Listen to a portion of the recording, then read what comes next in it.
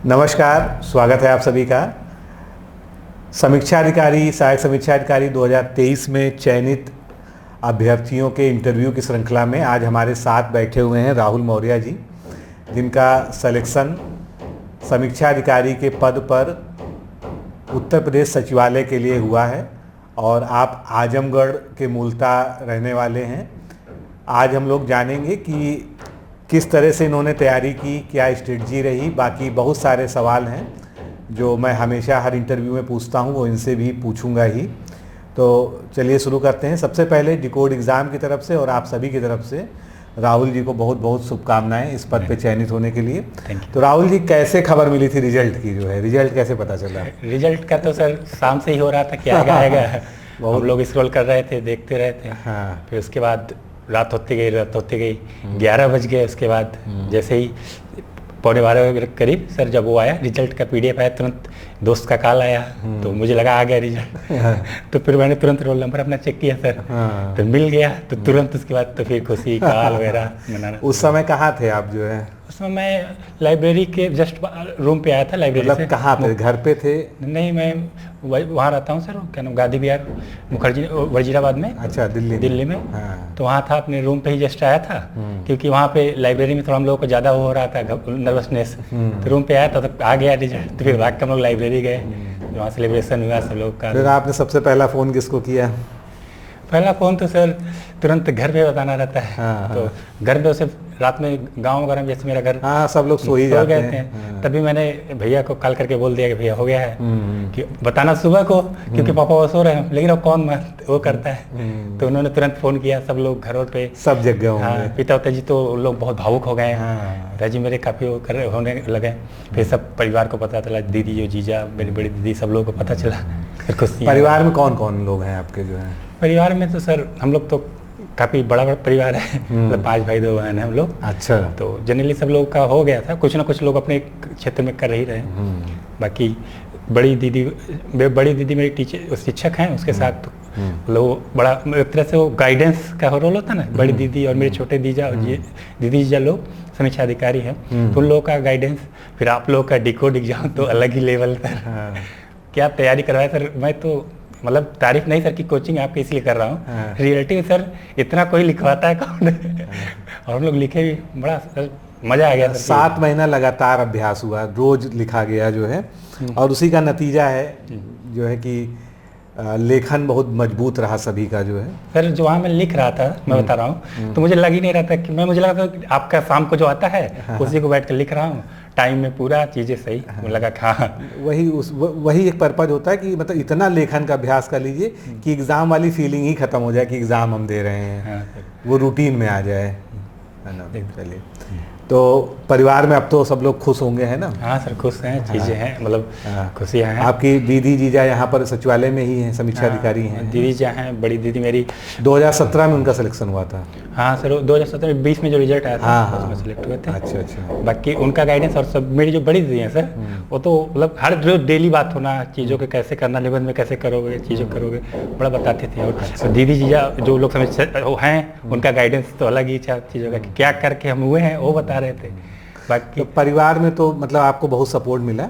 मतलब और कौन लोग हैं आपके जीवन में जो मायने रखते हैं, जो आपको यहाँ तक आप पहुँचे, उनके बिना नहीं संभव होता जो है? सर इसमें तो सर शुरुआत में आप ये नहीं कि आप सामने, इसलिए सर शुरुआत तो मैं सर ये करूँगा कि कभी कोई क्वेश्चन का डाउट होता था, मैं रात में लिख के डाल दिया कि सुबह बता देंगे सर, लेकिन तुरंत रिप्लाई आ जाता था। तो लगता था कि रूटीन ऐसा बन गया था कि 1 बजे 2 बजे से पहले सोना नहीं हो रहा था उस दिनों जो है। तो मुझे कभी कि हिंदी में डाउट हुआ या कभी वो हुआ। और फिर निबंध का तो सर फीडबैक ऐसा आया कि मुझे काफ़ी मेरे अच्छे, मुझे लगता है, नंबर मिले होंगे जिस हिसाब से चीज़ें रही हैं। तो सर आप लोगों का डिकोड एग्जाम हुआ, कुछ और इंस्टीट्यूट वगैरह का भी सपोर्ट रहा। अच्छा। फिर परिवार का सर जैसे वो रहा, क्या नाम उसका। और फिर मेरा संस्कृत लिटरेचर ऑप्शन आया तो संस्कृत मतलब हिंदी आपकी मजबूत थी वैसे? हाँ, हिंदी का सर तो अच्छा रहा कि वो 60 में 60 मिले थे ऑब्जेक्टिव वाले में, प्री वाले में। मेंस में तो एक न क्वेश्चन पर डाउट था। अच्छा, प्री में कितना ओवरऑल स्कोर रहा था आपका? मतलब एक अंदाज, अभी तो मार्कशीट नहीं आई है। हाँ सर, जैसे ऑफिशियल्स जो आई थी मिलान, उसके मैच करने के बाद मेरे सर 160-162 क्वेश्चन, मतलब 68 सही थे टोटल। 162 बन रहे थे, 2-4 क्वेश्चन गलत, 155 आ रहे थे मेरे नेट के। अच्छा तो प्रीलिम्स में? हाँ सर। तो आप तो समझ लीजिए प्रीलिम्स के टॉपर ही रहे होंगे। तभी सर जैसे रिजल्ट आया तो लोग कहें आपका अब तो आपका रैंक बननी चाहिए। हाँ। लेकिन इसमें थोड़ा सा दिन की बात होती है। इस दिन का जीएस थोड़ा सा मेरा वो हुआ, कुछ कम हो गया, तो इसलिए नहीं तो लग रहा था कि कह ही रहे थे लोग कि हो सकता है आपके रैंक आए, लेकिन फिर लगा कि ये जो आरओ मेंस जो है इसका क्या आपको अनुमान है कैसा स्कोर रहा होगा? तीनों चीज़ का अलग अलग बताइए जो है अनुमान का। सर देखिए, सामान्य अध्ययन का और हिंदी का और आलेखन सब मिला के बताइए अलग अलग। अब तो सर जैसे जिस हिसाब से कटाव गई है और कुछ अच्छे बच्चे हुए मेरे साथ के, जैसे अब तो जाना आलोक वगैरह कुछ हैं और कुछ मेरे दोस्त वगैरह थे, वो लोग नहीं हुए, तो उससे लगा कि कटाव तो सर हाई गई है, नो डाउट जो है। तो मैं अब तो 275 के प्लस ही नंबर होंगे जिनके, या 270 मान के चलिए सर, उन्हीं लोगों का हुआ होगा जो मुझे लग रहा है कि हम लोग का जिस हिसाब से नंबर था कि 275 प्लस रहेंगे तभी हम लोग सेफ होंगे। हम लोग का 375 के अराउंड हम लोग अनुमान लगाए थे, कम से कम मिनिमम जाना चाहिए, 275 बन सकता है। जैसे कि 80 के अराउंड मेरे इसमें बन रहे थे आलेखन में, हाँ, और हिंदी में, जीएस में सर, जीएस में। और उसके बाद क्या नाम है वो मेरा वो हिंदी में क्वेश्चन में डाउट था कि मिल सकता था, नहीं तो 60 में 60 मान के चले थे। बाकी निबंध और निबंध में तो इतना प्रैक्टिस हो गई थी डिकोड में और मतलब चीज़ें करके, और थोड़ा गाइडेंस वाइडेंस का सब रहा, तो कोटेशन वाला लग रहा था कि सर जो अच्छे नंबर हैं वो मिलने चाहिए। तो उसके बाद मैं जैसे जोड़ा था अपना एक और एवरेज, तो मुझे लग रहा था 275 मेरे बन सकते हैं, बाकी जो मिला नहीं इतना बना होगा निश्चित रूप से। फिर 270 तो पार ही किया होगा आपने, ये मतलब मेरा भी अंदाज है जो है। ठीक है, तो आपकी जो है जो ये तैयारी की जर्नी है ये कहाँ से शुरू हुई थी? पहले तो आप अपना एकेडमिक्स बताइए, कहाँ से आपने पढ़ाई वगैरह की है जो है। तो सर जैसे अगर पहले तो हम लोग मतलब जैसे निजामाबाद, आजमगढ़ के निजामाबाद कराने वाला, तो वहाँ पे मतलब स्कूलिंग हम लोग वहीं से हुई थी, सरस्वती विद्या मंदिर से। तो फिर वहाँ से करने के बाद फिर हम लोग बीटेक यहाँ से किया, ग्रेजुएट मैकेनिकल इंजीनियरिंग किया था मैंने वहाँ से, क्या छत्रपति शिवाजी महाराज यूनिवर्सिटी है उसके कैंपस में हम लोग किए थे। बीटेक करने के बाद हम लोग तैयारी के लिए, हम लोग कॉलेज से 10-12 बच्चे आईएएस के लिए हम लोग चले आए थे दिल्ली। तो बीटेक करने के बाद तुरंत आपको ये नहीं ध्यान सोचा आपने कि चलो बीटेक के आधार पे कोई नौकरी कर लें जो है, या कहीं ऑफर हुआ हो आपको प्लेसमेंट वगैरह जो है? प्लेसमेंट का हम लोग ध्यान नहीं था। मैं थर्ड ईयर के बाद मेरे पूरे एचओडी सब लोग जान गए कि राहुल को आईएएस करना है। अच्छा। तो लोग गाइड करने लगे कि इसमें पेशेंस। आईएएस वाली धुन कब से सवार हुई थी? मतलब बचपन से थी कि मतलब कभी बीच में कहाँ से ये बात आई कहाँ से? ये जैसे मेरे घर में जैसे दीदी जो मैं था ना, बड़ी दीदी या छोटी दीदी, ये लोग पढ़ती रहती थी चीज़ें, तो करंट वगैरह मुझे करती रहती थी, आपस में डिस्कस करती रहती थी। सुन के होता था कि दीदी का पहले लगा कि करेंगी बड़ी दीदी, फिर ताकि घर में स्थिति शुरुआत में वो रहती है, बड़ा संयुक्त परिवार, बड़ा परिवार, तो दीदी पहले टीचर की जॉब कर ली। जब वो जॉब कर ली तो उसके बाद हम लोगों को करने लगी, तो लगा कि हाँ दीदी अभी नहीं कर पाई हैं, मतलब उसका उतना उनको नहीं मौका मिला, तो हम लोग करते हैं कुछ अच्छे से। तो मतलब परिवार के अंदर ही एक माहौल था जहाँ हाँ, से आपको पूरा पढ़ाई, अभी भी हमारे परिवार पढ़ाई करता रहता सर। हाँ। कोई लगे रहते हैं लोग। हाँ। तो इसलिए लगता है कि, और पिताजी का है सर 40 सालों से इतना डिसिप्लिन से इस दुकान है, उनके दुकान करते हैं, किराने की दुकान है, लेकिन इतना डिसिप्लिन से जाते हैं, 8 बजे चले जाते थे, उससे एक डिसिप्लिन हम लोग के अंदर आ भी गया था। इसलिए मेरा छोटा भाई भी सर वो मतलब MBBS वगैरह बीएचयू से करके डॉक्टर हो गया है। तो कानपुर से आपने किया बीटेक। हाँ, बीटेक के बाद आप चले गए दिल्ली, है ना सर? दिल्ली कब गए आप जो है, किस ईयर में? दिल्ली सर हम 2019 हम लोग पास आउट किए बीटेक का, फिर उसके बाद हम लोग चले गए वहाँ से। तो 20 मतलब यूपीएससी की तैयारी का क्या रहा आपका जो है, कैसे क्या हुआ? यूपीएससी का चीज़ें सही चल रही थी सर, मतलब लेकिन वही जब तक हम लोग सोचे गाइडेंस का बड़ा रोल होता है सर। इसमें मुझे समझ में आया कि अगर आपके घर में कोई गाइडेंस उस तरह का आईएएस कराता है, तो हम लोग का थोड़ा आईएएस का नहीं था। जैसे अब जैसे समीक्षा अधिकारी में घर में 1-2 लोग थे, जिस तरह का गाइडेंस मिला उस तरह का थोड़ा वो था वहाँ पे। तो आईएएस में हम लोग थोड़ा भटके उटके कि क्या करेंगे और करें। कोचिंग तो अच्छा ज्वाइन कर ली, सब चीज़ अच्छी की, लेकिन तब भी थोड़ा गांव का पृष्ठभूमि चीज़ें करने में, तो हम लोगों का पीटी पहले तैयार। मीडियम को लेके दिक्कत आई? मीडियम नहीं, जैसे हम लोग इंग्लिश रख लिए, लेकिन मेरा बैकग्राउंड हिंदी का था 12th तक। तो उस समय तो नहीं लगा, फिर बाद में थोड़ा फील हुआ कि कर देना चाहिए, क्योंकि जो शुरू से इंग्लिश में कोई डाउट नहीं कि यूपीएससी में जो है इंग्लिश का बोलबाला है, ठीक है, इसको कहने में भी कोई संकोच नहीं है मुझे जो हम लोग भी रखे, तो फिर चीज़ें बनी। लेकिन वही पीटी जब तक बना तो सीसेट थोड़ा सीसेट में थोड़ा गड़बड़ हो जा रहा था। फिर हमने कहा कि हम लोगों ने यूपीपीसीएस का मेंस देना शुरू कर दिया, 21 वाला दिया हम लोगों ने।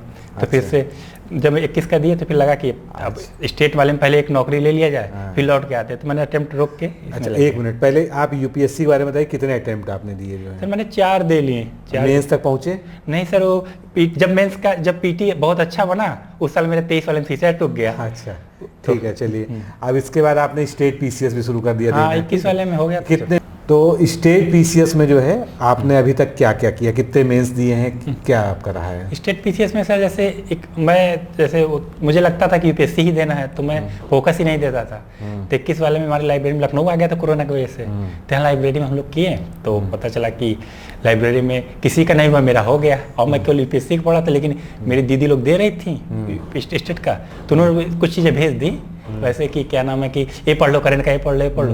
मैंने पढ़ लिया तो हो गया मेरा। तो फिर मैंने दिया, फिर उसके बाद मैं फिर यूपीएससी में लग गया।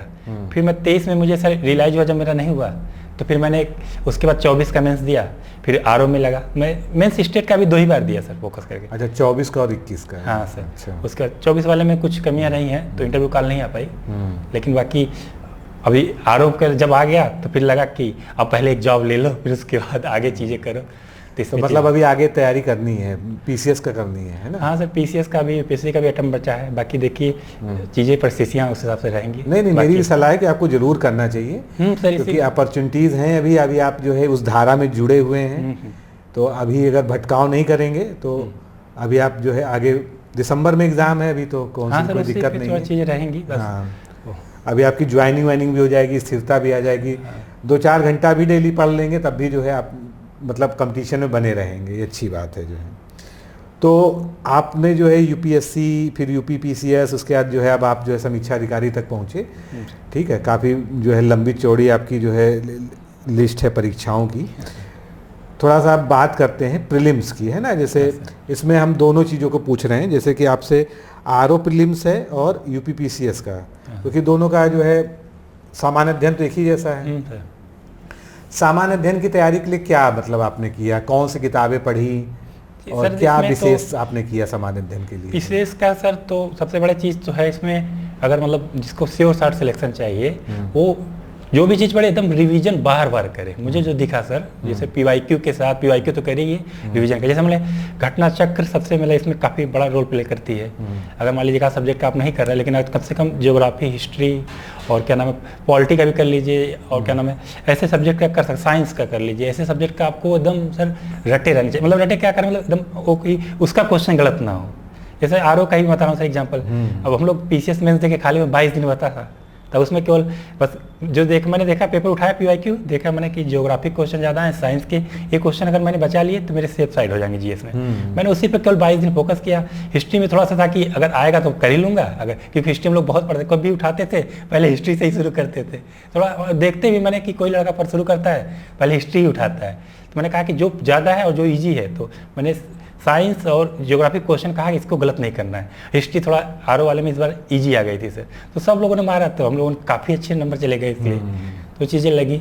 बाकी ये मेन घटना चक्र है सर। करंट अफेयर्स पे काफ़ी फोकस रखना है सर। करंट अफेयर्स कैसे पढ़ते थे, कहाँ से क्या क्या पढ़ते थे? सर करंट अफेयर्स तो एक है सर क्या कि मैं डेली सुनता था न्यूज़, जैसे ऑल इंडिया रेडियो मॉर्निंग में आती है, उसको सुनना ही सुनना है। न्यूज़पेपर मेरा था कि मैं इंग्लिश का भी पढ़ता था, हिंदी का भी पढ़ता था। मतलब लाइब्रेरी में आता था उठा के अपने पास, मतलब आ जाता था, क्या कोई ला के दे ही देता था मुझे, तो उसमें से पढ़ना, चीज़ें अपडेट रहना। बाकी उसके साथ एक मंथली, मतलब जैसे मैं डेली करके उसी का मंथली फॉलो करता था। एक मतलब कोचिंग है उसका, वो करता था चीज़ों का, तो उसका बहुत फायदा था। अभी लास्ट में एक आई दृष्टि आती है सर, उसको सब लोग करते हैं, तो हम लोग भी करते थे, उससे चीज़ें हो जाती हैं। लेकिन उससे बहुत ज़्यादा मटेरियल मिलता नहीं है। लास्ट में मटेरियल मिलने के बाद है सर, वो लास्ट में हम लोग 20 दिन में कितना करेंगे, वो 20 दिन में देते हैं, 25 दिन में। और आप लोग हृदय सर का एक चीज़ शुरू किया इन्होंने, मैंने देखा काफ़ी, ये भी बड़ा अच्छा है। हालांकि मैंने फॉलो नहीं कर पाया क्योंकि उस समय, लेकिन मैंने देखा कुछ वीडियो काफ़ी डिटेल बना रहे हैं हृदय सर करंट अफेयर्स का। हृदय सर के वीडियोस बहुत अच्छे हैं, जो लोग उनको समझ पाते हैं वो डेली फॉलो करते हैं। भले व्यूज कम आते हैं, लेकिन ये है कि जिसको वो समझ में आ गया है, तो वो सुबह 8 बजे जो है जो लोग देख रहे हैं वो लोग देख रहे हैं। अच्छे से क्योंकि उनका पढ़ने का स्टाइल, मैंने कुछ टॉपिक देखी, जैसे समझाने का तरीका जैसे लगता था इसको मेंस में भी यूज कर सकते हो, पॉइंट ऐसे। हाँ, वो डिस्क्रिप्टिव ही बताते हैं, इसीलिए वो लोग उनको नहीं देखते हैं जो लोग जल्दबाजी वाला देखना चाहते हैं। तो ये ड्रॉबैक भी कह सकते हैं हम जो है। तो प्रीलिम्स हुआ जो है आपका, है ना? हाँ सर, यही 2023 का। उसके बाद आप हमारे जो है मेंस के बैच से जुड़ गए। हाँ, तुरंत से पता ही चलता कि हो जाएगा, श्योर साइड मतलब श्योर साइड में लग रहे थे। तो इतने सारे कोचिंग्स हैं जो है, बहुत सारी संस्थान हैं। हाँ, ये सिलेक्शन आपने किस आधार पे किया कि डिकोड एग्जाम से ही जुड़ना है? सर पिछली बार जैसे मेरे मतलब घर में लोग लिखते रहते हैं, मतलब मेंस तो हमेशा कोई ना कोई देता था। मेरी कजिन दे रही थी तो उसने बोला कि करवाया था उन्होंने, बहुत अच्छा था डिकोड। मैंने पूछा फीडबैक उससे। अच्छा, वो हमारे यहाँ से पढ़ी हुई हैं? हाँ, पिछली बार की थी उन्होंने। अच्छा अच्छा। तो उन्होंने बोला कि बहुत अच्छा करवाया था, वीडियो लेक्चर वगैरह प्रॉपर दिया था उन्होंने। तो मैंने कहा देखता हूँ। फिर मैंने कुछ देखा तो मुझे फिर भी लगा कि हाँ ये चीज़ें अच्छी हैं। और फिर मेरा दोस्त था, उस जैसे मेरा जब हुआ तो उसने गिफ्ट में कहा कि तुम्हें गिफ्ट में डिकोड का कर रहे हैं फ्री के बाद। भैया आपके जो दोस्त हैं उनको ढूंढ के जो है कह दे, नहीं तो मेरे उनको रिटर्न गिफ्ट दीजिए जाके। वो मेरे भाई की तरह है सर, वो तो राहुल नाम है उसका, बंदरोगा हो गया है। तो वो भी आरो दिया। अच्छा। तो वो कह रहा था मुझे टाइम नहीं मिलेगा। मैं कहा डिकोड मुझे बहुत पसंद आया, खैर मैं गिफ्ट करूँगा तुम्हें। अच्छा। तो उसने जैसे मैंने किया उसे पैसे भेजे, मतलब 3500 का था। तो मैंने तुरंत तो किए उसको। मैंने बस अब जैसे अच्छे में लिखते थे और आप कॉपियाँ कुछ चीज़ डालते थे, मैं उसे शेयर भी कर रहा था कि वो पढ़ के चले जाना तो चीज़ें अच्छी हो जाएंगी। लेकिन उसको थोड़ा सा टाइम का और जॉब का तो थोड़ा, तो इसलिए उतना वो नहीं किया, लेकिन आगे करेगा अच्छे से। अच्छा, हम लोग की जो टेक्निक है ग्रुप में स्टडी वाली, ग्रुप में आंसर राइटिंग वाली, ये कितना बेनिफिशियल है आपको, क्या लगता है? सर बताऊँ एक इंसिडेंट बताऊँ सर। मैं कॉन्फिडेंस में चल रहा था कि क्या बोलते हैं कि मैं पत्र लेखन बहुत अच्छा कर रहा हूँ। हाँ। फिर एक कॉपी आई सर, मुझे नंबर कम मिले तो एक कॉपी आई, तो मैंने उनकी कॉपी देखी, जैसे उन्होंने लिखा प्रिंट किया हुआ। हाँ। पत्र ऐसा लिखा। आलोक की बात तो नहीं कर रहे हैं? आलोक नहीं सर, एक कोई अच्छा, कोई और होंगे। बहुत अच्छी कॉपी थी उनकी, ऐसी प्रिंट। मैं तो उस कॉपी को रखा और मैं कहा भाई तुम बहुत पीछे हो, ओवर कॉन्फिडेंस में मत चलो। उसके बाद कम से कम 15 लोग ऐसे थे ग्रुप में जिनकी राइटिंग मतलब जैसे स्वर्णाक्षर शब्द बोला जाता है ना कि स्वर्णाक्षरों में अंकित है, उसी तरह से मतलब टाइपराइटर भी क्या टाइप करेगा। पर मैंने उसको मानक बनाया। हाँ। और एग्जाम में मैं ऐसे ही दम बनाने की कोशिश किया। तो चीजें पत्र मुझे लगा हिंदी में और लेखन में भी मुझे नंबर अच्छे मिलेंगे, क्योंकि पत्र लेखन वगैरह ऐसे बनाए हैं सर। हाँ। मैंने पीछे शुरू किया। हाँ। कंप्यूटर तब इतना रटा दिए, इतने क्वेश्चन करवा के कि वहां जाके पूरा पॉइंट में लिख दिया। पीछे से मैंने शुरू किए पत्र लेखन वगैरह बकायदा, मतलब ये दिमाग में चल ही रहा था कि उसी तरह प्रिंट करना है। तो करते आया, आगे आके थोड़ा सा टाइम कम होने लगा, क्योंकि बहुत ज़्यादा मैंने साड़ी वगैरह। और एक ही फायदा हो सर, कई लोगों को पता नहीं रहता है कि जो 2 करना था तदैव करके करना था। कई लोग घाटा मतलब उसका नुकसान भी उठाए होंगे कि कई लोग नहीं लिखे थे तदैव वगैरह, केवल आप ही बताए थे सर कि तदैव करके। लोग जानते ही नहीं कि प्रतिलिपि का भी कोई महत्व होता है पत्र में। हाँ। जबकि प्रतिलिपि बहुत जो है इम्पोर्टेंट पार्ट होता है, प्रतिलिपि का जिक्र करना होता है। मतलब अब कई सारे ऐसे बड़े संस्थान भी हैं जिन्होंने, मैंने उनके नोट्स देखे हैं, उन्होंने इस पर कभी ध्यान नहीं दिया। खैर अब जो भी है, लेकिन हमने तो इस चीज़ को बहुत बारीकी से शुरुआत से ही फॉलो करवाया। मैंने जैसे कई लोगों को बताया कि ये लिखना है, लेकिन अब कई लोगों को नहीं पता चला। बाद में जब वो बताएं कि जब नहीं हुआ तो मैंने पूछा तो कह रहे यार ये तो प्रतिलिपि में डालना था, मुझे पता ही नहीं था। तो इसका घाटा हुआ थोड़ा सा लोगों को। एक्चुअल में आयोग ने प्रतिलिपि वाला पहला बार 2021 में सवाल दिया था। अच्छा। उसके पहले प्रतिलिपि आती ही नहीं थी। तो वहीं से जो है वो हमारे दिमाग में क्लिक कर गया था कि प्रतिलिपि भी जो है करानी है सबको। तो उसके बाद से वीडियो जो बनाया सर ना आपने, जो उसमें पत्र उत्तर का। हाँ। कि ऐसे ही करके खींचो, ऐसे करके हाँ। स्केल करके। हाँ। तो उससे और प्रतिलिपि पे आपने फोकस भी किया कि लिखिएगा, नहीं तो फिर वो होगा। हाँ। तो हम लोग के दिमाग में बैठ गया, तो काफ़ी चीज़ें अच्छी रही, उसका फायदा मिला है।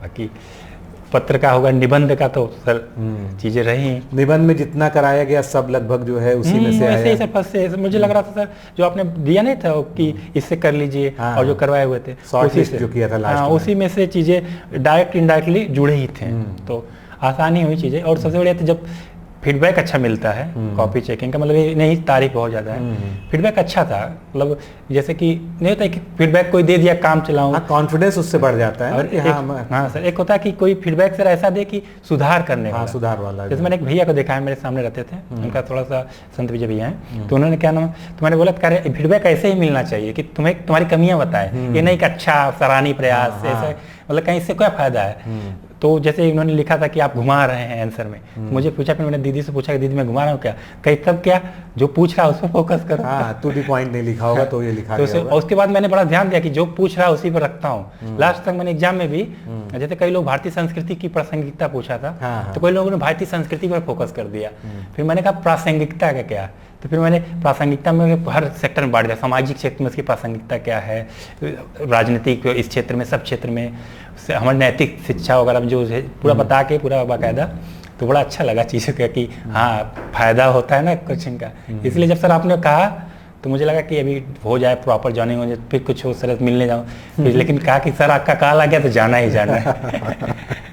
चलिए खैर आप आए हैं, बहुत अच्छा लगा भी जो है, क्योंकि मेहनत तो की गई, 6-7 महीना हम लोगों ने बहुत मेहनत की जो है, रात दिन मेहनत की, और उसका जब अच्छा परिणाम आता है तो निश्चित रूप से जो है प्रसन्नता होती ही है। चलो दूसरी चीज़ है कि एक होते हैं टीचर लोग होते हैं कि मान लीजिए जनरली प्रोफेशनल की तरह है, आपका मतलब आपका ऐसा लग रहा था जैसे सब कोई घर का करवा रहा है कि ऐसे करना है, कुछ रात में दिन में कभी पूछ दो रिप्लाई आ जाता है, कोई लड़का उस तरह से। वैसे तो 1-2 बार तो मैं सर कुछ ऐसे क्वेश्चन पूछ दिया कि मुझे आप जैसे मुझे बाद में पूछ लिया कि ऐसे क्वेश्चन नहीं पूछने चाहिए, आप वीडियो में हम लोग का डाउट क्लियर कर रहे थे, लेकिन सर आपने शांति से उसका भी जवाब दिया। मैं इस मामले में बहुत धैर्य रखता हूँ, मैं जानता हूँ कि जो चीज़ मैं 10 बार बता चुका हूँ वो 11वीं बार भी पूछी जा सकती है, तो उसके लिए मैं तैयार रहता हूँ। तो वो चीज़ें लगा कि हाँ कुछ ऐसे क्वेश्चन भी सर का मतलब वो पेशेंस है कि नहीं तो कह देते कोई, अरे तुम लोग मतलब एक ही चीज़ को वो कर रहे हो या क्या ऐसे क्वेश्चन पूछ रहे हो।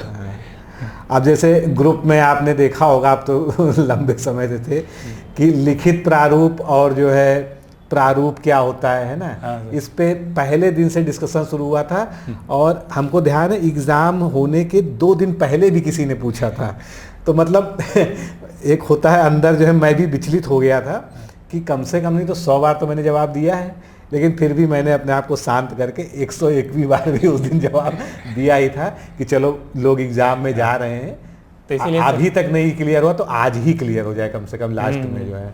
इसीलिए सर वो जब जैसे मैंने हम लोग फीडबैक देते थे, हम लोग कहे होगा चाहे नहीं होगा, चीज़ बात अलग की बात है, ये तो मतलब लक का फैक्टर होता है, और मेहनत तो सब बच्चे जैसे ऐसा नहीं सर कि हम लोग बहुत स्पेशल कर दिए कुछ कर दिए, सेम मेहनत सेम चीज़ें। अब थोड़ा सा अब आप देख लीजिए, आपके साथ ही कम से कम 10-15 लोग ऐसे थे जिनकी कापियाँ देखते ही बनती थी, मतलब सेव रहने लगे। मैं तो जब कॉपी चेक करता था तो मैं सोचता था 1 नंबर भी कैसे काटूं इनका जो है, क्योंकि भाई आयोग में भी 8 में 8 नंबर नहीं मिलते हैं पत्र लेखन में, चाहे कितना भी किसी ने अच्छा लिखा हो, तो 1 नंबर तो मतलब एक जो है काटना ही, ट्रेडिशन में काटना है जो है, तो वो करना पड़ता था मजबूरी में, नहीं तो। लेकिन दुर्भाग्य रहा कि कुछ लोगों का ऐसे पे भी नहीं हो पाया तो। लेकिन वो है सर जैसे कि अब जैसे मैं पीसीएस का जब मेरे हम लोग 3-4 बच्चे दे रहे थे, तो एक का कॉल आ गया, इंटरव्यू कॉल अगर आया, हम लोग कर रह गया, तो हम लोग थोड़ा सा निराश में कि हम लोग का इंटरव्यू कॉल क्यों नहीं आया। फिर इसके बाद लेकिन एक वैसे ही कोई आया था, मैंने पढ़ा कि मेहनत करते रहो, किस दिन पीडीएफ में लिख के आ जाएगा कि मतलब ये रोल नंबर आ जाएगा, यू आर सिलेक्टेड, उस तरह का। फिर मैंने उसको लग स्क्रीनशॉट करके फिर आगे मैं अपना चीज़ें कंटिन्यू किया, अच्छे से किए हैं, मैंने सब लोग दिए, हो सकता है कब किस्मत बन जाए। मेहनत कंटिन्यूस करना चाहिए। मेरी भी ये सलाह है कि जो लोग असफल हुए हैं किसी वजह से, वो अपने आप को दोबारा जो है आत्मबल के साथ फिर से खड़े होइए, फिर से तैयारी करिए, ठीक है। एक असफलता जो है हार की तरह उसको नहीं लेना चाहिए। असफलता और सफलता जीवन में ऐसा नहीं होता कि कोई नौकरी पा जाएगा तो वो उसके बाद वो सुखी हो जाएगा, है ना। वहाँ पर एक अलग स्तर के द्वंद्व, अलग स्तर की संघर्ष, अलग स्तर की समस्याएं शुरू हो जाएंगी। लेकिन हाँ ये है कि जीवन में जो पहली आवश्यकता है वो एक जॉब है, क्योंकि स्टेबिलिटी के लिए, उसके बाद जीवन के अन्य संघर्ष चलते रहते हैं। तो ठीक है, इस संघर्ष में आप लोग जो है मजबूती से खड़े होकर इसमें सर एक चीज़ ऐड करना चाहूँगा, जैसे कि मतलब कि इंसिडेंट एग्जाम्पल है, मतलब थोड़ा सा हो सकता है। हाँ बिल्कुल बताएं। जैसे कि सर अभी महिला T20 वर्ल्ड कप हो रहा था, तो उसमें वर्ल्ड कप हो रहा था, वनडे वर्ल्ड कप था सर, तो उसमें एक शेफाली वर्मा करके एक प्लेयर है, तो सर वो थी ही नहीं उसमें, उनका बताई कि उस सिलेक्शन ही नहीं हुआ था टीम में, तो वो थी नहीं, तो क्या कि अपना घर पे जाके मतलब डोमेस्टिक पे बहुत मेहनत कर रही थी।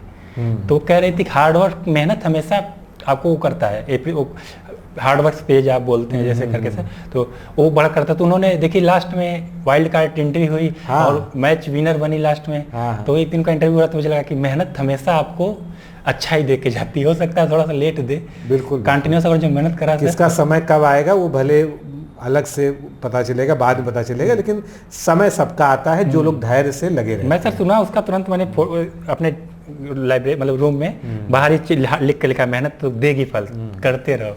वो चीज़ें बड़ी अच्छी रही कि कब क्या प्रभु जी कर देते किसको क्या पता है। बिल्कुल सही बात है।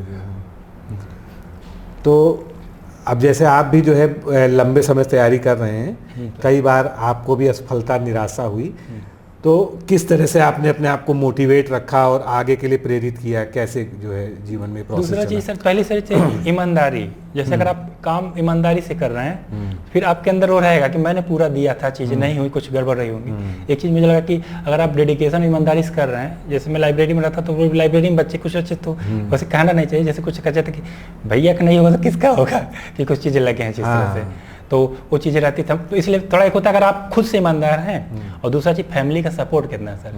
फाइनेंशियल जैसे होता है कई लोगों को दिक्कत होने लगती है, तो फैमिली का सपोर्ट कितना, कि जैसे कि अगर किसी का नहीं हुआ तो फैमिली वाले ये नहीं कहने लगे कुछ कि भी अब तुम घर आ जाओ, यहाँ आ जाओ। अगर फैमिली खड़ी है कि कुछ हो जाए, जैसे पिताजी मेरे कहते थे तुम पढ़ते रहो, नहीं होगा तो मैं अपना मतलब गांव में बोलते हैं लोग कि अपनी चमड़ी बेच के पढ़ा दूंगा करके, जैसे लगता था उस तरह से। तो होता ना कि हाँ पिताजी जैसे हम घर में सब लोग हो गए, हालांकि ऐसा नहीं है कि मेरा घर का हो रहा था कि हमें सब चीज़ें बहुत अच्छी चलती हैं, मतलब जैसे बड़ी दीदी ने हमारा किसी का करवाया, ऐसे करवाया, सब चलता रहता है, तो सब चीज़ें सही चल रही हैं। लेकिन ये है कि सर असफलता से दूर करने का यही तरीका है, आप ईमानदार रहेंगे तो आपके अंदर खुद ही रहेगा कि मैंने ईमानदारी से काम किया। हाँ थोड़ा सा निराशा होती है जब होता नहीं होता है और सामने वाला का किसी को होता है तो वो चीज़ लगती है, लेकिन मेन है कि ईमानदारी से काम करना चाहिए। और दूसरा चीज़ सर कि फैमिली वाला सपोर्ट और दोस्तों का सपोर्ट सब चीज़ होना चाहिए, और प्रभु जी पर ट्रस्ट करना है, भगवान पर ट्रस्ट रखना चाहिए, और अपने टीचर पे सर रखना चाहिए। जैसे हम लोग जब करवाएं, जैसे मैं कई बार डाउट में हुआ कि सर इसका ऐसे लिखना चाहिए, कैसा नहीं चाहिए।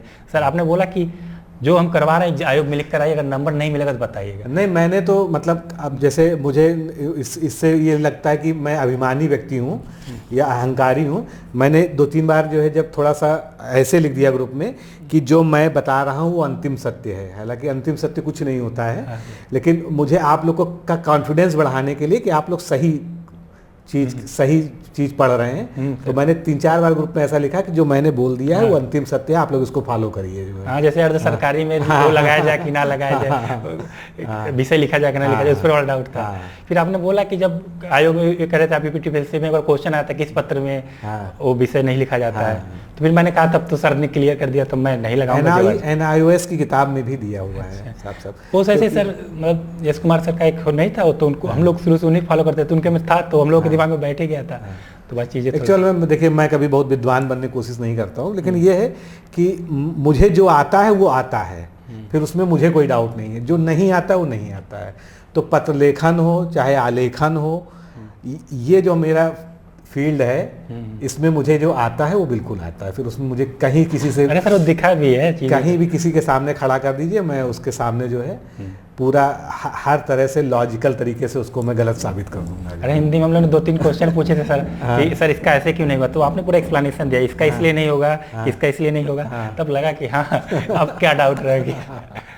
बाकी सर एक चीज़ और रहना चाहिए कि एक चीज़ बड़ा दिक्कत होता है कि हो सकता है मतलब बहुत चीज़ें हो कि अपने पे थोड़ा कॉन्फिडेंस रखना है, ओवर कॉन्फिडेंस नहीं, जैसे कभी ओवर कॉन्फिडेंस हो जाता है तो उसका नुकसान होता है। कॉन्फिडेंस रखना चाहिए कि अगर आप किए हैं मेहनत तो आप चीज़ें सही कर रहे हैं। कभी कभी होता है सर हम अच्छा कर रहे हैं लेकिन सामने वाले का देख लेते हैं कि लगता है ये अच्छा किया होगा, तो इसका मैंने देखा कई लोगों को घाटा भी हो जाता है थोड़ा सा कि बहुत अच्छा किया, लास्ट में पता चले ये बहुत अच्छा किया है लास्ट में, या लास्ट में कोई बहुत अच्छा कर दिया। इसमें देखिए सर रैंक का बहुत अच्छा, कई लोग नीचे से भी सिलेक्ट हो गए हैं जिनका उन लोग नाम नहीं था। तो चीज़ें रहती हैं कि किसका कब हो जाए, ये नहीं कि हम टॉप 10 में आ रहे हैं, टॉप 20 में आ रहे हैं, मतलब उस तरह से नहीं, मतलब कोई गलत ना ले, लेकिन मतलब कि ये नहीं कि टॉप 50 में आ रहे हैं तभी सिलेक्शन होगा। अगर आप मेहनत कंटिन्यूस कर रहे हैं तो उसका तो फायदा मिल ही जाए। नहीं, ग्रुप में बहुत लोग का सिलेक्शन ऐसे हुआ जो टॉप 50 में नहीं थे, है ना। जो 3 बड़े एग्जाम हमारे ग्रुप में हुए थे फुल टेस्ट, उसमें टॉप 50 वाला हर व्यक्ति नहीं सेलेक्ट हुआ है। सर तो मतलब छुपे रुस्तम भी होते हैं लोग, जो है शांति से शांति से तैयारी करते रहते हैं, ज़्यादा शो ऑफ नहीं करते हैं। ठीक है, खैर हमारे यहाँ कोई अभिमानी नहीं था, ये हमको बहुत गर्व है कि जिनका भी हमेशा जो टॉप पे दिखे वो बहुत ही विनम्रता से उन्होंने जवाब देते। आलोक भाई तो सर बड़ा अच्छा लगता था, जैसे कभी जैसे जब आलोक भाई की फर्स्ट रैंक आई या सेकंड आई, जब मैं 10 पे रहता था तो लगता था, और जब उनका रिप्लाई आता था तो तुरंत बड़ा वो होता था कि हाँ कि मैं इसको वो नहीं करता चीज़ों का। हालांकि थोड़ा सा वो रहा लेकिन वो कर देंगे सर। देखिए जून में जो आ रही भर्ती, अगर लग के चीज़ें रही या तो उससे पहले भी हो जाए, लेकिन चीज़ें मतलब लेकिन जून वाले में नहीं, अब जो लोग नहीं हो पाए हैं या जो नए सिरे से तैयारी कर रहे हैं, जुलाई अगस्त में निश्चित रूप से आ जाएगी, जून के बाद कभी भी आ सकती है। अगला वो दें, और अभी लोअर PCS का विकल्प खुला हुआ है, एक अच्छा विकल्प खुला हुआ है सभी के सामने। ठीक है, तो निराश होने की ज़रूरत बिल्कुल भी नहीं है। और सर कब क्या हो जाता है, जैसे मैं जो 21 में मेंस लिखने वाला था सर, मैं पीसीएस की तैयारी नहीं किया था, लेकिन यूपीएससी में बहुत अच्छे से दिया था, लेकिन वहाँ मेरा कुछ नहीं हुआ, लेकिन पीसीएस में पता चला कि मेरे लाइब्रेरी में केवल मेरा हुआ था मेंस का। तो मेहनत का कहाँ किस रिजल्ट निकल जाता है। मेहनत कहीं ना कहीं किसी न किसी रूप में आपको जो है परिणाम में उसको दिखेगी जरूर, लेकिन यह है कि धैर्य और निरंतरता दो चीज़ें बहुत जरूरी है। सर बहुत डिसिप्लिन का भी थोड़ा सा, अनुशासन का बड़ा रोल है चीज़ें। बाकी गाइडेंस वगैरह तो सर जिस हिसाब से आर वगैरह का आप कर रहा है, तो अगर मतलब ये नहीं कि बहुत प्रचार की तरह वो है सर, लेकिन नॉर्मल जो एक होता है ना जेन्युइन लोग लग के करते हैं। हम लोग तो ग्रुप में देखिए सर फीडबैक कितना मिला होगा आपको कि एक प्रोफेशनल कोचिंग है, एक होता है कि कोई घर की तरह करवाने लगे तैयारी। नहीं, जब रिजल्ट आया उसके बाद सफलता असफलता दोनों मैसेज आना शुरू हुए, लेकिन उसके बाद जो है मतलब सबने एक चीज़ को बहुत सराहा, मुझे उस चीज़ की बहुत प्रसन्नता है आपकी मेहनत कि हमारा जो रोल था उसको लोगों ने सराहना की कि हाँ मेहनत तो वास्तव में की गई थी, है ना। अब वो रिजल्ट कैसा भी रहा वो अपने जगह सर थोड़ा सा सब चीज़ें होती हैं, कभी कभी लक का भी थोड़ा फैक्टर होता है। मेहनत तो और ऐसा नहीं सर, कुछ दिन पहले मतलब जो सिद्धार्थ गुप्ता है SDM, हम लोगों ने बोला अभ्यर्थन वापसी के लिए मैंने मैसेज किया कि सर वो कर दीजिए, क्या थोड़ा अपने ग्रुप में कर दीजिए। तो कहें तो उन्होंने लिखा भी कि आप लोग अभ्यर्थन वापस लीजिए, क्योंकि क्या नाम है कुछ दिन पहले आप भी उसी साइड से, बिल्कुल तो आपके कंपटीटर वैसे ही हैं लोग, मतलब थोड़ा सा वो है। तो कुछ बच्चे लिए, हालांकि कुछ नहीं पता क्या है अभ्यर्थन में, कुछ लोगों का नाम दिख भी रहा है। अभ्यर्थन वापसी में कई लोग के नाम रिपीट भी हैं, तो समझ में बहुत ज़्यादा वो जो 200 लोगों की ग्रुप में लिस्ट टहल रही थी वो बहुत ज़्यादा विश्वसनीय नहीं थी। वो 200 लोग तो पूरे ही नहीं थे उसमें जो है, लेकिन फिर भी जिन्होंने लिया उनका जो है हम लोग जरूर आभार व्यक्त करते हैं कि चलिए आपकी वजह से कुछ बच्चे तो जुड़े जो है ना। और आयोग को भी एक प्रतीक्षा सूची जरूर रखनी चाहिए। हाँ सर, वेटिंग लिस्ट का सर, क्योंकि हो सकता है किसी का समीक्षा अधिकारी पे ही सिलेक्शन हो, किसी वजह से वो ना कर पाए, उसके डॉक्यूमेंट में कोई कमी निकल जाए या कोई और प्रॉब्लम आ जाए, वो छोड़ ही दे, है ना। वो तो रहता है सब, जैसे कि कई तो लोग कम से कम वो सीट तो ना बर्बाद जाए उस साल, उस पे किसी और को जो मौका मिले। ये तो होना भी चाहिए थोड़ा सा, क्योंकि प्रतीक्षा सूची से क्या फायदा होता है सर, पीसीएस और आरओ में दोनों रहता है कि कुछ लोग ऐसे मैं देख रहा हूँ सर, जैसे कि नायब तहसीलदार भी हो गए, समीक्षा अधिकारी भी हो गए, बिल्कुल, तो समीक्षा अधिकारी को प्रेफर कर सकते हैं, दोनों में से एक ज्वाइन करेंगे। अगर किसी को सुकून की जॉब चाहिए तो वो नायब तहसीलदार छोड़ के समीक्षा अधिकारी पे आ सकता है, मैं इस बात को बिल्कुल मानता हूँ। तो एक सीट तो, या किसी को जैसे कोई महिला है, अब उसके साथ समस्या है कि उसको लखनऊ ही रहना है, लखनऊ उसके लिए बेहतर है, तो वो नायब तहसीलदार निश्चित रूप से छोड़ सकती है समीक्षा अधिकारी के लिए जो है। हाँ तो है सर, क्या नाम, लेकिन एक तो सीट खाली ही होगी, अगर वेटिंग लिस्ट रहता तो कुछ फायदा होता, लेकिन ठीक है आयोग अपने हिसाब से चीज़ें करेगा। हम लोग मांग कर रहे हैं, मैं भी उसका समर्थन कर रहा हूँ। अब देखते हैं कि कहाँ तक जो है ये मुहिम काम करती है। ठीक है, कई लोगों ने मुख्यमंत्री जी और आयोग से संपर्क किया है इसके लिए। यूपीएससी में आता है सर, उसका कुछ फायदा भी मैंने देखा है। यूपीएससी में आता है हमेशा से। उसमें एक जैसे मैं अब एक वीडियो देख रहा था, पीसीएस में भी रहता है। पीसीएस में वेटिंग लिस्ट का सर शायद नहीं है सर। अच्छा, नहीं है तभी तो, नहीं तो सर काफ़ी सीटें उसमें हो जाती है बाद में, लेकिन उसमें यूपीएससी में है। तो उसका मैंने देखा सर, एक लोग तो हुए थे वो छोड़ दिए नहीं होगा, लेकिन वेटिंग लिस्ट में बाद में उनका नाम आ गया। अच्छा, तब चीज़ें लगा कि हाँ। चलिए राहुल जी, आपसे बात करके बहुत अच्छा लगा, जो है कई सारे जो है उसमें चर्चा हुई। ठीक है, मेंस आंसर राइटिंग में बारे में थोड़ा सा जानना चाहते हैं जो है लास्ट में, कि आपकी राइटिंग कैसी थी पहले तो बताइए। राइटिंग मेरी सर ठीक है, अच्छी मतलब ठीक है, मतलब टॉप में नहीं है, लेकिन नहीं, मेरे हिसाब से अच्छी है, मुझे ध्यान आ गया आपका वो कॉपी से जो है, क्योंकि ऐसी ही राइटिंग रिक्वायर्ड है, इससे अच्छी भी हो सकती है, लेकिन कम से कम इतनी तो होनी ही चाहिए। जैसे वो रहे, जैसे कि आप और ब्लैक पेन वगैरह की प्रस्तुतिकरण का बड़ा रोल है। जैसे मेरी छोटी दीदी मुझे बैठी थी एक दिन, वो बोल रही थी कि उनका हुआ तो बोली मैंने अगर आरओ मेंस के बैच में 6 महीने में कोई शब्द सबसे ज्यादा बार लिखा होगा तो प्रस्तुतिकरण शब्द ही लिखा होगा।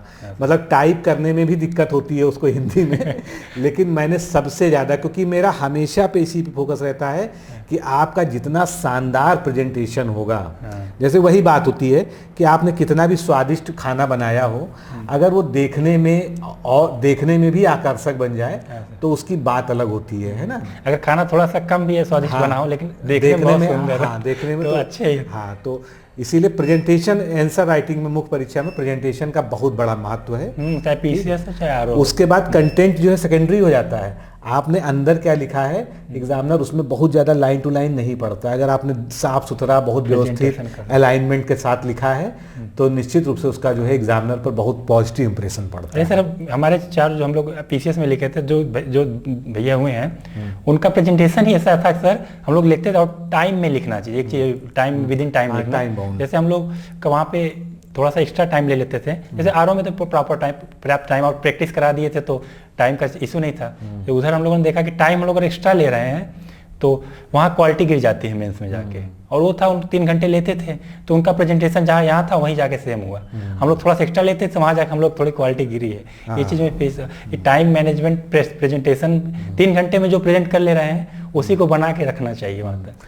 तो आपने तैयारी में कितने एस्से लिख डाले होंगे जो है? एस्से तो सर बहुत लिखे। आप तो हमको लग रहा है सर आप खुद ही 3-4 तो फुल लिखवाए थे आपने, उसके अलावा सेक्शनल तो कम से कम 20-30 से ऊपर ही लिखे होंगे। तो वो लिखे तो बहुत एस्से थे, 100 से ऊपर एस्से लिखे, 100 से ऊपर टोटल अगर जोड़ा जाए, जैसे 2-2 जो हो रहे थे तो बहुत हो गए थे। और उसके अलावा और मैंने लिख डाला था, अदर कोचिंग का भी मिल जाता था पेपर या तो जाके किसी के यहाँ लिख देता था चीज़ें। तो ऐसे वगैरह लिखा तो उसका फायदा भी होता है। और दूसरा चीज कोटेशन वगैरह थोड़ा याद रहे, और कोटेशन वगैरह अगर आपको हो तो ब्लैक पेन से अगर लिखो टाइम में हो जाए। जैसे मैंने देखा एक दो दोस्त थे, उन्होंने पूरा भर दिया था पेज, और हम लोगों ने 8-9 पेज ही लिखे थे, 9 पेज तक ही लिखे थे। लेकिन ये था कि पूरा कसे हुए, मतलब निबंध में फ्लो कहीं नहीं टूटे, और कोटेशन ऐसा ना लगे कि जबरदस्ती डाला गया है। कनेक्टिविटी के साथ कि अगर संस्कृति बोल रहे हैं तो उसके साथ यजुर्वेद का श्लोक है तो कैसे संस्कृति को सपोर्ट कर रही है, ऐसे करते हुए वो सब चीज़ें करते किए थे। बाकी चीज़ें सही है। चलिए राहुल जी, आपको आने वाले भविष्य के लिए बहुत बहुत शुभकामनाएं। और हम लोग का एक जो है आपके लिए विशेष शुभकामना ये है कि आप जो है पीसीएस के लिए अभी प्रयत्नशील रहिए, कोशिश करिए कि समीक्षा अधिकारी से भी ऊपर उठकर जो है आप आगे जो है जा सकें, क्योंकि आपकी जो जर्नी रही है आप वास्तव में डिजर्व तो जो है अभी भी पीसीएस आईएएस के लिए ही करते हैं। तो अपना प्रयास जारी रखिए, बाकी मेहनत करना ईश्वर के हाथों में है ना, मेहनत आप करिए जो है। हम सब की तरफ से बहुत बहुत शुभकामनाएं। आप यहाँ आए, अपना समय दिया, हम लोगों से मुलाकात की, बहुत अच्छा लगा। और आते रहिएगा। अभी हम लोग विदा लेते हैं, फिर मिलते हैं किसी और वीडियो में। नमस्कार, धन्यवाद। क्या आप लोक सेवा आयोग उत्तर प्रदेश की आरओ परीक्षा में सफल होकर सचिवालय में समीक्षा अधिकारी जैसे प्रतिष्ठित पद पर चयनित होना चाहते हैं? क्या आपके पास व्यस्त दिनचर्या या व्यक्तिगत परिस्थितियों के कारण नियमित पढ़ने के लिए समय की कमी है, इसलिए एक दिन में आप 8 से 10 घंटे नहीं पढ़ सकते हैं? क्या आपका संकल्प है कि सचिवालय में समीक्षा अधिकारी बनना ही बनना है और आप उसके लिए सही मार्गदर्शन की तलाश कर रहे हैं? यदि आपके इन तीनों प्रश्नों के उत्तर हाँ हैं, तो आपकी खोज अब समाप्त होती है और आपके सपने को साकार करने के लिए आगामी समीक्षा अधिकारी परीक्षा की सुव्यवस्थित तैयारी हेतु डी-कोड एग्जाम लाया है अभ्युदय बैच। अभ्युदय बैच में आपको आगामी आरओ परीक्षा के प्रारंभिक और मुख्य परीक्षा के पूरे पाठ्यक्रम को अभी से एक साथ बहुत ही बेसिक लेवल से video lecture, PDF notes, test series और उत्तर लेखन कार्यक्रम के माध्यम से पूरे विस्तार से पूर्ण कराया जाएगा। हमारे अभ्युदय बैच की सबसे बड़ी विशेषता है कि इसमें साप्ताहिक टारगेट्स के अनुसार कम से कम 5 घंटे भी पढ़कर कोई अभ्यर्थी पूरा पाठ्यक्रम अच्छे से तैयार करके परीक्षा में सफलता अर्जित कर सकता है। अभ्युदय बैच में अनुभवी और समर्पित शिक्षकों द्वारा आधारभूत मानक पुस्तकों एवं स्रोतों पर आधारित पाठ्य सामग्री उपलब्ध कराई जा रही है, जिससे पाठ्यक्रम को सभी आयामों से कवर किया जा सके। इस बैच में पाठ्यक्रम को इस विस्तार से पढ़ाया जा रहा है कि इसमें प्रवेश लेकर आप न केवल आरओ परीक्षा बल्कि अन्य कई समकक्ष परीक्षाओं को भी एक साथ ही टारगेट कर सकते हैं।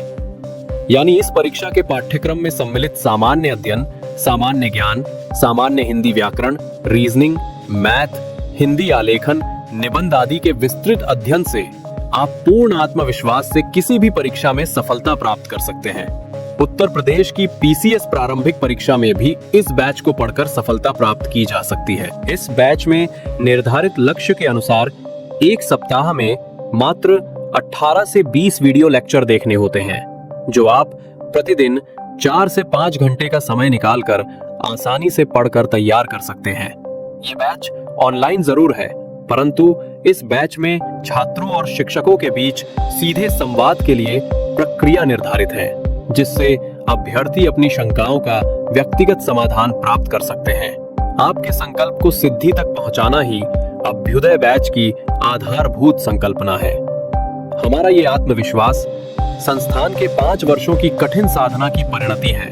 डीकोड एग्जाम संस्थान अपने 5 वर्षों के सफर में ROARO परीक्षा में 45 से अधिक चयन सुनिश्चित करवाकर एक विश्वसनीय संस्थान के रूप में विख्यात है। इसलिए बिना किसी संशय के पूर्ण विश्वास के साथ आप भी हमसे जुड़कर अपनी सफलता का नया अध्याय लिख सकते हैं।